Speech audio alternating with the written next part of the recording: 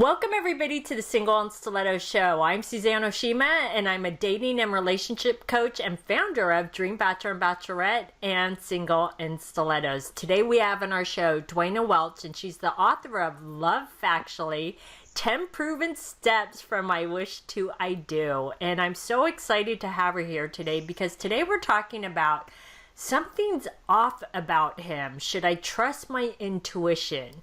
Because I get asked this question a lot. So before we jump into it though, Duana, I would love for you to tell our audience a little bit about you and what made you write this book, Love Factually.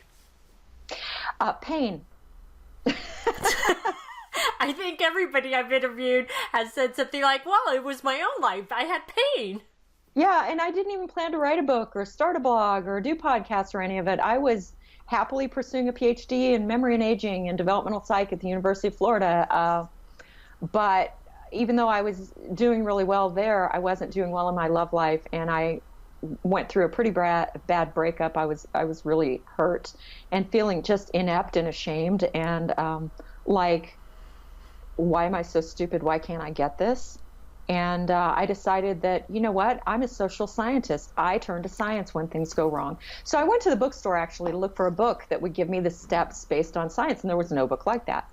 And so I started learning it for my own benefit. I didn't want to write the book. It was suggested for several years before I started the book that I should write a book about that because, as my husband used to put it, you know things that other people don't know and need to know. So I did a blog at first because I wasn't brave enough to write a book. You know, we fear doing the thing that we would really like to do. But the blog was well received in 30 countries, so that it turned into a book, and now I have clients all over the world, and I've got my book, and I just turned down a big fat book contract in the English language, but I said yes to Japanese, Spanish, Polish, and Vietnamese recently. Awesome. Well, and I love that you just shared that with my audience, because my audience is not just within the United States. I have people from all over the world. So this is great. So ladies, if your first language is another language, look for her book in the language that she just mentioned. So this is great. So I hear this a lot. Some women will say, you know, something's off about this man that I just started dating and I can't figure it out, but I just feel like something's off. So should a woman trust her intuition? Yes. Now we can stop the video and I can tell you that actually the book isn't out in Spanish or Japanese or Vietnamese or Polish yet because it's under contract, and publishing houses have a really long time to put the book out, but it will be. So hang in there if you speak those languages. So your intuition. Yes, you should trust it. I think there's some recent research. I haven't read it myself, so this is kind of bullcrit. Bullcrit is when you speak up about something you yourself haven't read. But I recently heard that there's research that shows that we actually have a nerve that connects from our stomach to our brain that gives us a true gut feeling. And at any rate, what I know for sure is people report gut feelings and intuition, and they report that their intuition leads them to good things. Here's why I believe that to be true. First of all, we know from studies that you have a side of your brain that is unconscious, which gives you information that you do not have conscious access to. It is where your intuition seems to reside other than your actual gut, and that is the right side of your brain. Second piece of information. All of us have what are known as adaptation. I don't want to throw a lot of science jargon at you today, but an adaptation is something that has evolved. Literally, one of your ancestors had a spontaneous genetic mutation. Most mutations, most genetic changes that happen spontaneously, they're not helpful. They really aren't. We know that blue eyes have been around for about 10,000 years. Isn't that weird? And it probably was helpful in the population that it arose in. But any genetic change that is helpful eventually spreads throughout that entire population. If it's helpful, it will eventually become the mutation. So, for example, all bucks have antlers. They all have them, because if you don't have them, you know it's going to happen to you. You're never going to pass your genes forward. The other guys are going to beat you. Bucks go to a knife fight in order to win. You know, it's a knife fight to win their fair love's favor. And if you go without your knives, you are losing. So an adaptation is a spontaneous genetic change that happened in antiquity or they still happen today, that was favorable enough that it gave that organism's offspring better odds of either surviving, procreating, or both. Why would nature give us all these gifts and not give us a way to tell when we are going to be prey? Ah, that's so interesting. Women know, for about the last year, there's been a lot of focus on misogyny. There's been a lot of focus on crimes against women. There's also been a lot of focus just on the way that women are silenced. I was a 16-year-old, and yesterday, a volunteer at my kid's high school walked up to her and tried to force her to have a conversation that she didn't want to have. And she said, I don't want to have this conversation with you. There was a teacher who observed this whole thing. I don't want to have this conversation with you. And he kept insisting and belittling her. And finally, the teacher that was in the room said, you need to back off. And he wouldn't listen to the female teacher anyway. He didn't assault anybody, but he did intimidate, and through his body language and his tone, he did threaten a teacher and a 16-year-old girl. Wow. Not cool. Okay? This is the thing. My kid's spidey senses told her, this guy ain't right. She knew.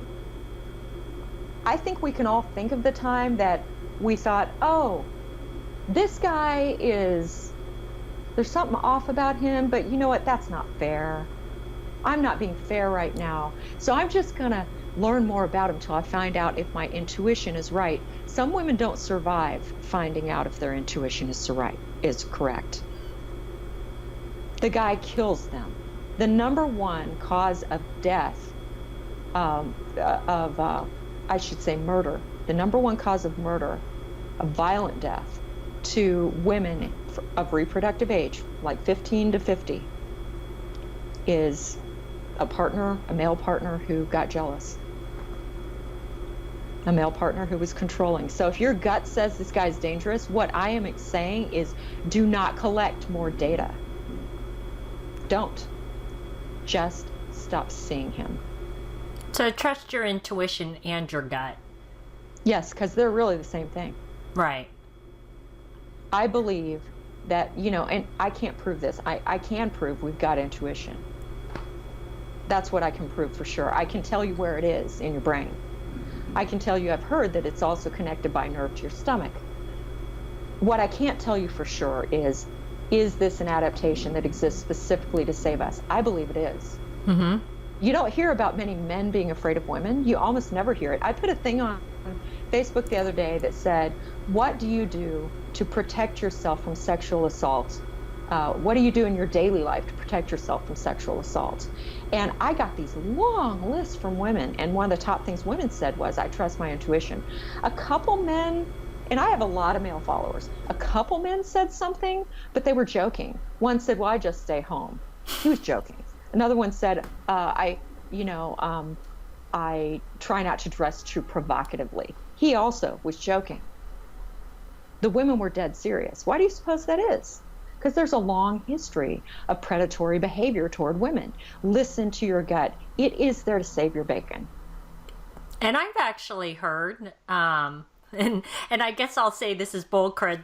What I heard is that I've heard women are actually more intuitive than men. I don't know whether that's true or not. I do think that if you look at relationships, women need to be more intuitive than men. Yeah. They need, and so it wouldn't surprise me if we had evolved that, but I don't know of studies on that. Last point I want to make is there is a great book. I think it should be required reading for humanity. I brought a copy with me. The Gift of Fear by Gavin de Becker. Okay.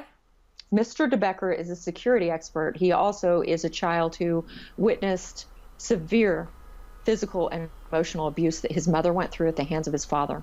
And he is really good about helping people understand how to use their intuition and how to protect them against predators. Well, these have been some invaluable tips and advice that you just gave the ladies. And so, ladies, really trust your intuition if you feel like something's off about him. So, Duana, I know you have a free gift for the ladies, so can you tell them a little bit more about it? Yes. This, as you know, is my book, Love Factually, and you can have the first chapter for free as a free gift to you at lovefactually.co, and also there's a place to contact me there, and I'll answer emails for free.